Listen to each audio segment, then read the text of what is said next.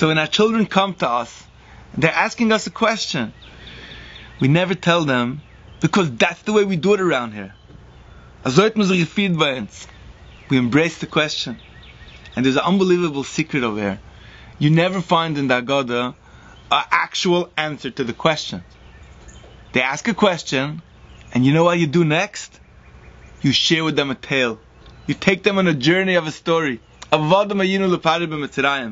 our children ask us questions, that's an opportunity that we can embrace the question and embrace them with it, and transmit our messages through teaching them a tale, a story, a journey of life. And that's how we transmit our values, that they continue on forever today.